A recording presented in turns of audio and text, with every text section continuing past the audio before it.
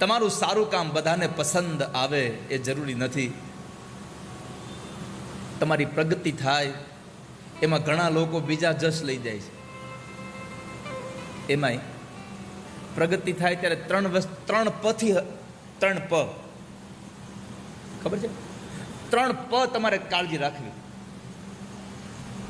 એ તમને આમ તમે જુઓ તો એની કંઈક પ્રસ્તુતિ અલગ જ હોય. તમે આગળ આમ પંથમાં આગળ વધો ને એટલે સૌથી પહેલા પેલો પ તમારા પાડોશી. એને આપણે કોઈ પૂછે કે ભાઈનું હમણાં બરાબર ચાલતું, ભાઈ અમે જોઈએ સવારે જઈને સાંજે આવે છે આખો દી, એમનો એ તમને સ્વીકારી ન શકે કોઈ દિવસ. પડોશી પેલો પ. બીજો પ પિતરાઈ ભાઈઓ, એ તમને સ્વીકારી ન શકે. કોઈ પણ માણસ એમ કે આ માણસ બહુ આગળ વધી ગયો, હવે કાલ હારે અમારી હારે ચડિયું પહેરીને રખડતો હતો એમ બે, પણ હવે પેન્ટ પહેરે છે, હવે તો સ્વીકારો. એની પ્રગતિ થઈ છે એને સ્વીકારો તમે. અને ત્રીજું પત્ની. એ એક જ વાત કે હું આવી પછી બધું હરખું થયું અહીં. અને વાતે સાચી છે, તમે આવ્યા પછી આ મકાન થયું, નકર અમે તો રામજી મંદિરે જ રહેતા હતા.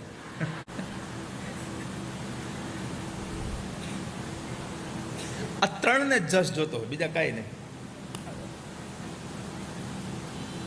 ઘણા લોકો પોતાની વાક્યમાં કહે છે કે એક યુવાન એક સફળ પુરુષની પાછળ એક સ્ત્રીનો હાથ છે. મારે કહેવું છે કે એક સફળ પુરુષની પાછળ એક સ્ત્રીનો હાથ નથી, એક સફળ પુરુષની પાછળ એના યુવાનીના બાપના હાથ છે. એના બાપની યુવાનીના હાથ છે કે પોતાના હાથની રેખાઓ ભૂસી નાખી ત્યાં સુધી મહેનત કરી અને પોતાના છોકરાને ભણાવી ગણાવીને કામે લગાડ્યો છે. એના બાપના યુવાનીના હાથ ઘસાઈ ગયા ત્યારે એનો દીકરો યુવાની અવસ્થાએ પહોંચીને આટલો સુખી થયો છે. સ્ત્રી આવતા હોય સીધું છોડો, ભલે રૂ હે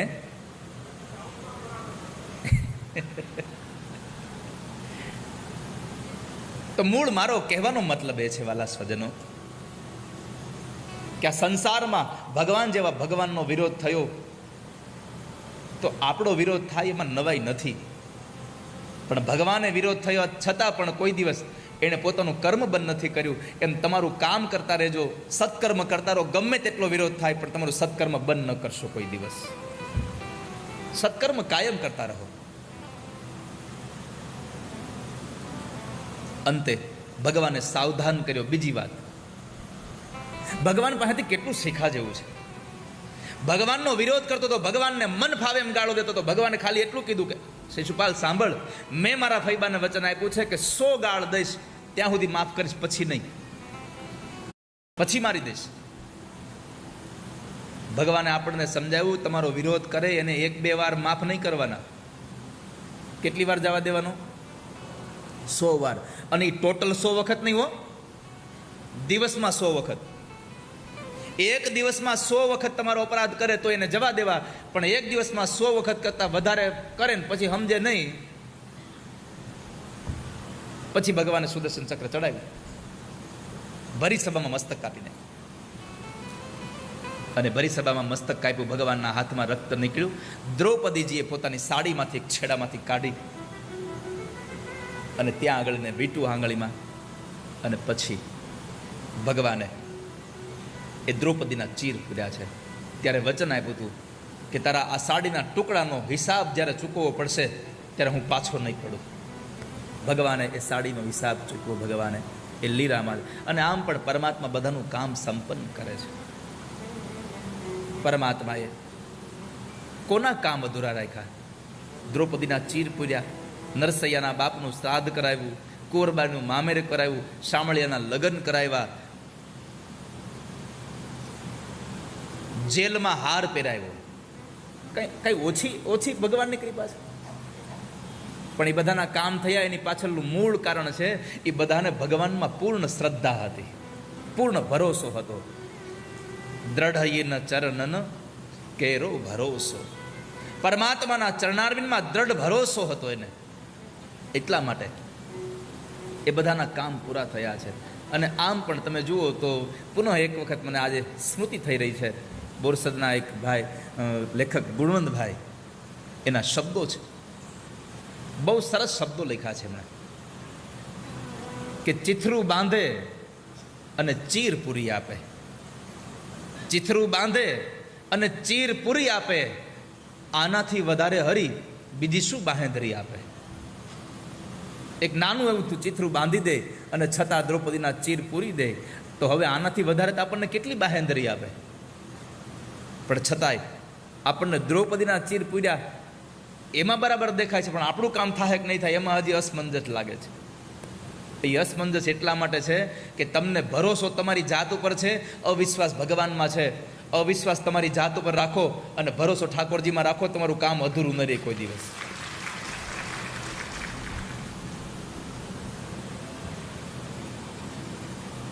પરમાત્માએ શિશુપાલનો ઉદ્ધાર કર્યો. યજ્ઞમાં ભગવાને કામ સ્વીકાર્યું કે બ્રાહ્મણો જમી લઈ એની પત્રાવળી ઉઠાવવાનું કામ. બીજું કામ ભગવાનનું એ હતું, પાંડવોના રાજસુ યજ્ઞમાં જેટલા અતિથિઓ આવે એના પગ ધોવાનું કામ ભગવાન કરતા હતા. આપણને સાંભળશું તો ખાલી આ તો એક સ્ટોરી લાગશે, પણ આમાંથી સંદેશો બહુ મોટો છે. ભગવાન પગ ધોવે છે, ભગવાન પત્રાવાળી ઉપાડે છે, એનો સંદેશો બહુ મોટો એ છે. પરમાત્મા આપણને સૌને સંકેત કરે છે કે તમે સંપત્તિવાન ગમે તેટલા મોટા થઈ જાઓ પણ તમારી સહજતા છોડતા નહીં કોઈ દિવસ. બીજું, આ સમાજનું કોઈ પણ કામ ક્યારેય નાનું ન સમજવું. ભગવાને આપણને આ સંદેશાઓ આપ્યા છે કથાઓ દ્વારા. બાકી આટલી દુનિયાના માલિક થઈને કોઈની પત્રાવળી ઉપાડે? આપણા ઘરમાં એક નોકર કામ કરતા હોય તો આપણે ચાનો કપ નથી મૂકવા જતા. આની ઘરે હજારો નોકરો હતા, છતાંય ફૈબાના ઘરે પત્રાવળી ઉપાડી, ફૈબાના ઘરે મહેમાનના પગ ધોયા. અરે જરૂર પડી તો અર્જુનનો રથે હકાવ્યો. આપણે ડ્રાઈવર ન હોય તો ગામત્રે જવાનું બંધ રાખીએ છીએ. ડ્રાઈવર ન થયો તો આજ નહીં જાય કે કાના તારે ગેરહાજર ન રહેવું, અને તું ડ્રાઈવર તો બનતો જ નહીં.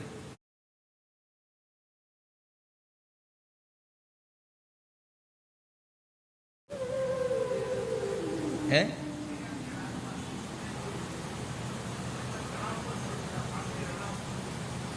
ડ્રાઈવર નો બનતો તું સારથી બનજે. કારણ કે ડ્રાઈવર તો ગમે ત્યારે ગમે ત્યાં, પણ સારથી કૃષ્ણ જેવો હોય તો રથ પહોંચી જાય બરાબર સમયાંતરે. સારથી બનવું.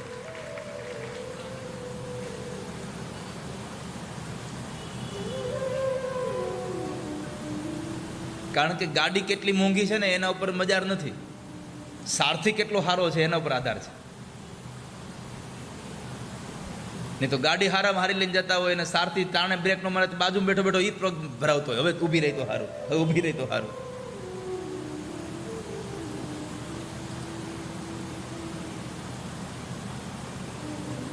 દિલીપભાઈ તમે ભાગશાળી છો, તમને નરેન્દ્ર મળ્યો છે. આટલા દિવસથી છોકરો મને લઈ આવે, મૂકી જાય, જ્યાં જવું એને લઈ જાય મને ગાડીમાં, એટલી સરસ ગાડી ચલાવે. તમે ભાગશાળી છો, સારથી તમને સારો મળ્યો છે.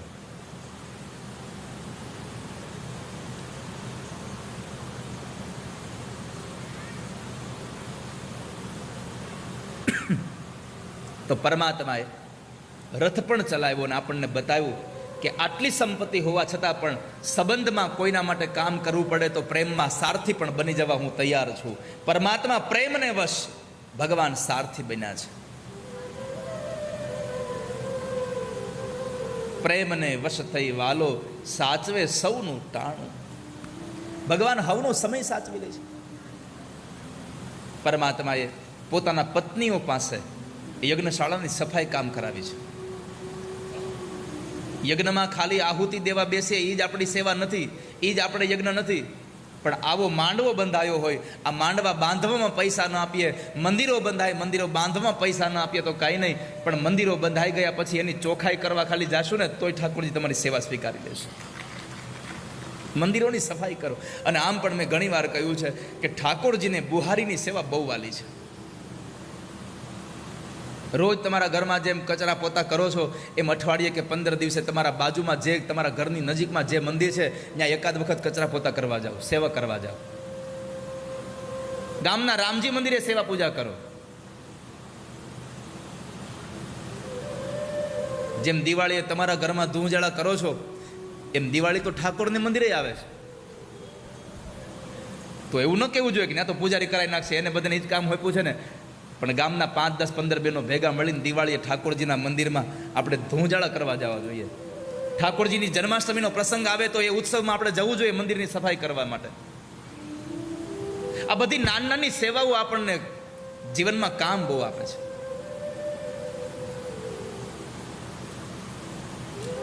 પરમાત્મા યજ્ઞ સંપન્ન કરાવીને આવ્યા તો ત્યારે શિશુપાલના મૃત્યુના સમાચાર સાંભળી અને શાલ્વએ પોતાના દિવ્ય વિમાન સાથે, ભગવાન મહાદેવે આપેલું દિવ્ય વિમાન, ક્ષોભ નામનું વિમાન હતું, એ વિમાન સાથે દ્વારિકા ઉપર ચઢાઈ કરેલી. પ્રદ્યુમ્ન મહારાજ જરા ઘવાયેલા હતા.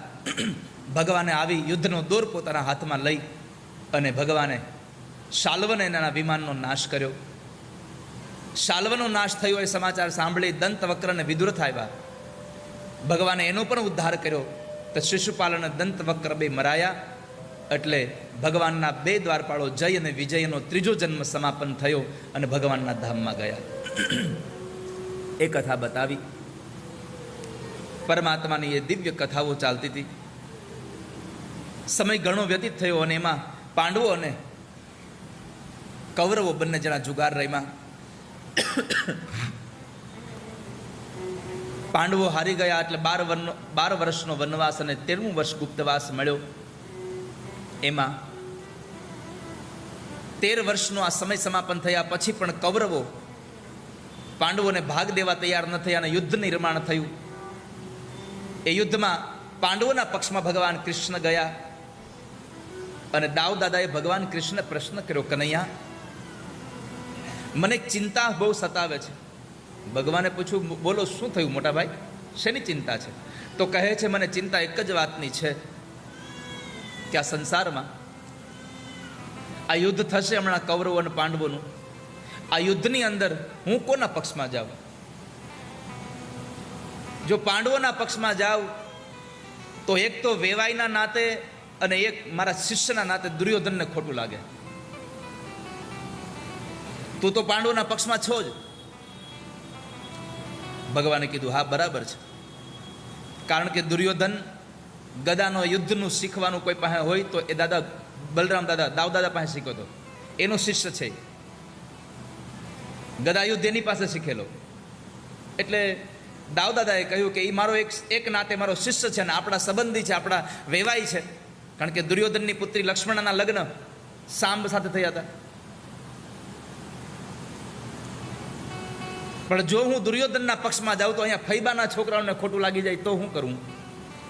ભગવાનને આ બહુ મોટી ચિંતા હતી કે મેં પાંડવોનો પક્ષ સ્વીકાર્યો છે. એ વાતને લઈ અને દાઉ દાદા કહેશે કે તું ફૈબાના પક્ષમાં છો તો લાઈવ હું વેવાઈને અહીંયા જેવો, એટલે બેયને ખોટું ન લાગે. આમ જો અમારા 2 ભાઈઓ એક પક્ષમાં જાવું તો કારણ વગરના અમે 2 હામ આવી જાવું. એટલે ભગવાને કહ્યું કે દાઉ દાદા એક વાત કહું, જો પાંડવોના પક્ષમાં જાઓ તો તમારા શિષ્યને અને આપણા વેવાઈને ખોટું લાગશે. વેવાઈના પક્ષમાં જાઓ તો ફૈબાને ખોટું લાગશે. એક કામ કરો, 2માંથી એકેય પક્ષમાં રહેવા દો, જાત્રાએ વયા જાઓ. અને ભગવાને દાઉ દાદાને જાત્રાએ મોકલ્યા. મહાભારતના યુદ્ધમાં 2 વ્યક્તિઓ હાજર ન હતા, એક વિદુર કાકા અને એક ભગવાનના મોટા ભાઈ બલરામજી મહારાજ. આ 2 વ્યક્તિઓ યાત્રાએ હતા, આ 2 હાજર નહોતા.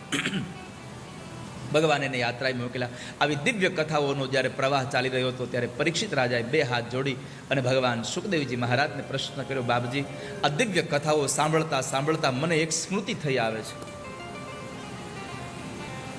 રાજા, શેની સ્મૃતિ આવે છે? તો કહે છે, બાપજી, તમે મને યાદ છે, તમે પ્રહલાદ ચરિત્ર વખતે તમે મને નવધા ભક્તિની વાત કરતા હતા. શ્રવણમ કીર્તનમ વિષ્ણુ સ્મરણમ પાદ સેવનમ अर्चनं वन्दनं दास्यं सख्यमात्मनिवेदनम्. તમને યાદ છે તમે મને નવધા ભક્તિની વાત કરતા હતા? હા રાજા, તો તમે એમાં નવધા ભક્તિમાં એક ભક્તિ બોલ્યા હતા, સખ્ય ભક્તિ, મિત્રતાનો ભાવ. અરે હા, તો હે બાપજી, ભગવાનને કોઈ મિત્ર હતા? અરે હા, ભગવાનને એક મિત્ર હતા. જ્યારે ભગવાન સાંદીપની ઋષિના આશ્રમમાં ભણતા હતા ને, ત્યારે પોરબંદરના સુદામા નામના બ્રાહ્મણ ભગવાનના બહુ સારા મિત્ર હતા. તો મારી પ્રાર્થના છે પ્રભુ, મારે જાણવું છે ભગવાનને એના મિત્રો પ્રત્યે કેટલી ભાવના છે, ભગવાનને સખ્ય ભાવ કેવો, મારે સાંભળવું છે.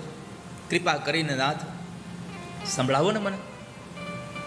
અને ત્યારે સુખદેવજી મહારાજ રાજા પરીક્ષિતને 2 અધ્યાયમાં સુદામચરિત્રની કથા કરે છે.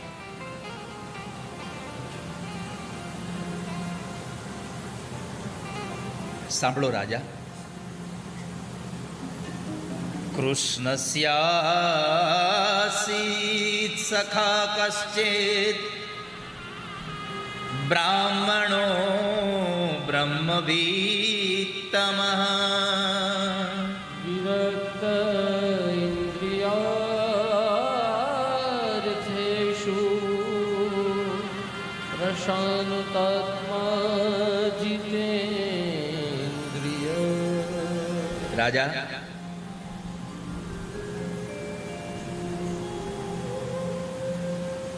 પોરબંદરના સુદામા બ્રાહ્મણ હતા.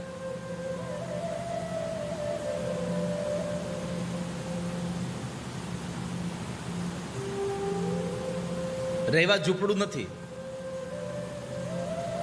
પહેરવા પૂરા કપડાં નથી, અને જમવા માટે જુવાર નથી.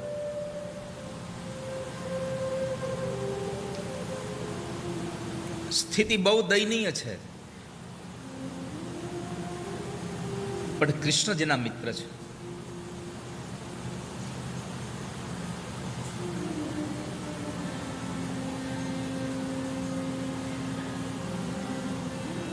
સુદામા આ દુનિયાના લોકોને એમ કહે ને કે કૃષ્ણ મારા મિત્ર છે, તો લોકો પર બહુ પ્રભાવ ન પડે. પણ ભગવાન સ્વયં કૃષ્ણ એમ કહે કે સુદામા મારા મિત્ર છો, તો એનો પ્રભાવ પડે.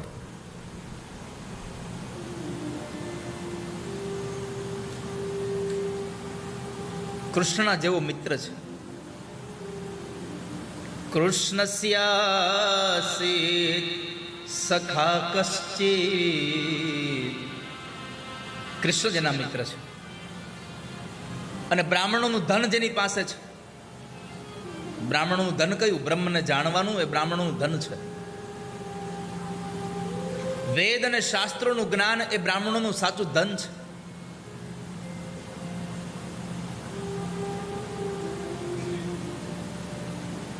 સંપત્તિ નામે જીરો છે, છતાંય આ દુનિયાનો સૌથી ધનવાન માણસ કોઈ હોય તો સુદામા બ્રાહ્મણ છે.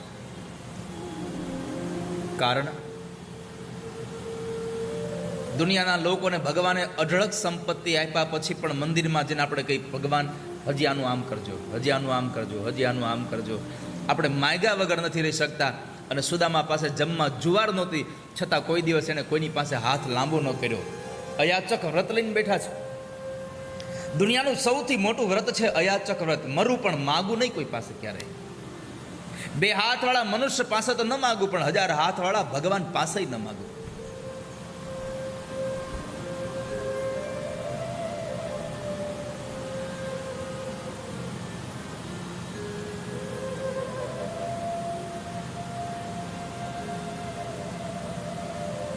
ત્યારે સુશીલા નામના એમના પત્ની હતા, બાળકો હતા, અને એમણે એકવાર સુશીલાજીએ કહ્યું, પતિદેવ, તમને યાદ છે તમે મને એકવાર વાત કરતા હતા કે તમે કોઈ ભણતા હતા ત્યારે મિત્ર હતા તમારે કૃષ્ણ? અરે હા હા સુશીલા, સાંદીપની ઋષિના આશ્રમમાં ભણતા ને, ત્યારે દ્વારિકાવાળા કૃષ્ણ અમે બે સાથે રહેતા, અમે બે મિત્ર છીએ. સુશીલાને કોઈકે કહેલું કે દ્વારિકાવાળા અંતર્યામી છે. દ્વારિકાવાળા પાસે જઈને તમારે જોરથી કહેવું નહીં પડે કે મને આ આપો, મને આ આપો. એ ઓળખી જાય છે, અંતર્યામી છે.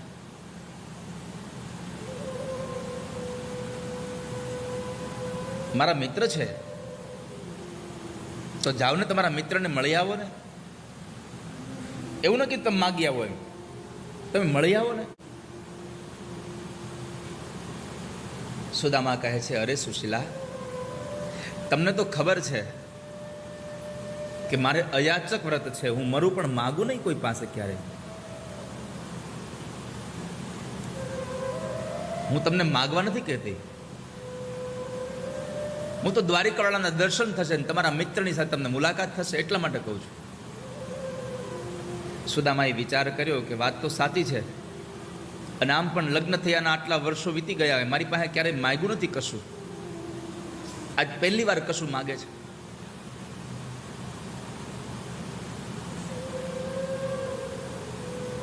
પણ સુદામાએ કહ્યું કે સુશીલા, કોઈના ઘરે જઈએ ને તો ખાલી હાથે ન જવાય, કંઈક લઈને જવું જોઈએ, ખાલી હાથ ન જવું જોઈએ. પડોશમાંથી ચોખાના પૌવા માગી લાવ્યા છે. પણ સૌથી અગત્યનો સંદેશો છે, જ્યારે સુશીલાજી પૌવા માગીને લાવ્યા પછી એક પોટલી બાંધે છે એની. દીકરાઓ 2 દિવસથી ભૂખ્યા હતા. કદાચ એ પૌવામાંથી એક મુઠ્ઠી પૌવા કાઢી લે અને એને રસોઈ બનાવીને એને છોકરાઓને જમાડે તો કોઈ ના પાડી શકે કે ભાઈ તમે શું કામ કાઢી લીધા? પણ બધા જ પૌવા ભગવાન કૃષ્ણ માટે મોકલી દીધા, એક દાણો છોકરાઓના મોઢામાં ન નાખ્યો. આ કથા સંદેશો આપે છે કે જેના માટે તમે જેના નામથી માગીને લઈ આવ્યા હો ને, એ કામમાં જ એ પૈસા વાપરવા, એ ધન એ કામમાં જ વાપરવું, એમાંથી કાઢી ન લેવું જોઈએ માણસે. આ સમાજમાં સેવાના નામે જેટલા લોકો ટ્રસ્ટ ચલાવી રહ્યા છે, જેટલા લોકો સેવા કરવા માટે થઈને કોઈ લોકો પાસેથી દાન દક્ષિણા લઈ આવી રહ્યા છે, એના માટે આ સંદેશો છે કે જેના નામે માગી આવ્યા છો એના જ કામે વાપરજો. એમાંથી કાઢી લેશો તો કદાચ દેનારાને નહીં ખબર હોય, બીજા કોઈને નહીં ખબર હોય, પણ ઠાકોરજીને ખબર છે. અને પંચનો પૈસો ખાશો તો જિંદગીમાં સુખી નહીં થાવ કોઈ દિવસ. ધર્માદાનો પૈસો ખાશો તો સુખી નહીં થાવ તમે કોઈ દિવસ.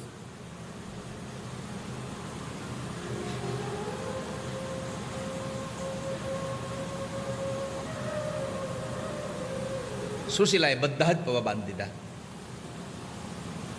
પૌવાને જોઈને જરા સુદામા બ્રાહ્મણનું મન આકુળ વ્યાકુળ હતું કે પૌવા કૃષ્ણને મારે દેવાના છે.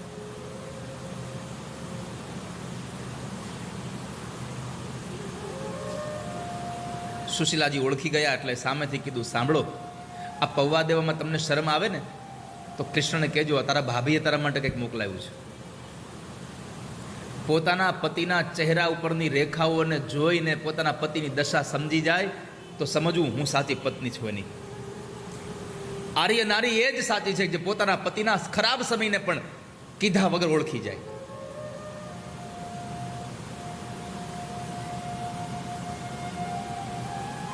સુદામદેવ જાય છે. સ્ટોરી તો બહુ સરસ છે, પણ મારે તમને સ્ટોરી કઈ કહેવાની જરૂર નથી, કારણ કે તમે આટલી વખત સુદામાને સાંભળ્યો છો.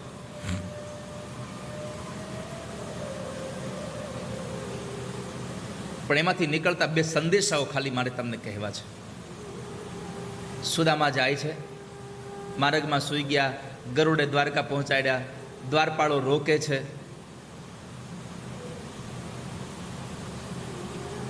અને પછી એક દ્વારપાળે ભગવાનને સમાચાર આપ્યા. પરમાત્માને જઈને સમાચાર આપે છે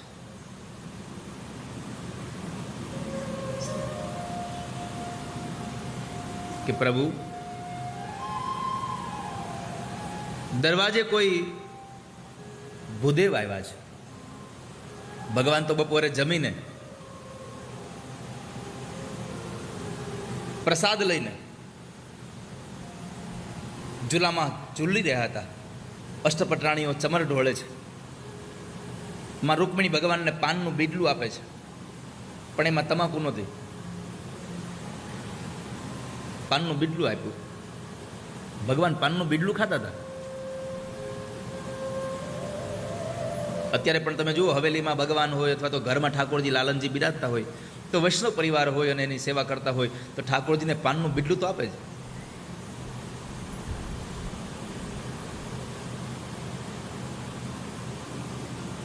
અમે કોઈકને કહીએ ને કે તમે આવું બધું કેમ પાન માવા ખાવ છો, તો કે પાન તો ભગવાને ખાતા હતા.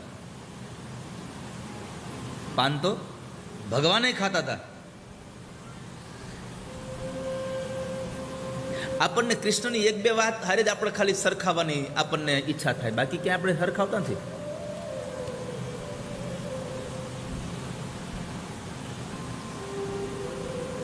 પણ ભૂદેવ પાસે દ્વારપાળા જઈને ભગવાનને વંદન કરી કીધું, પ્રભુ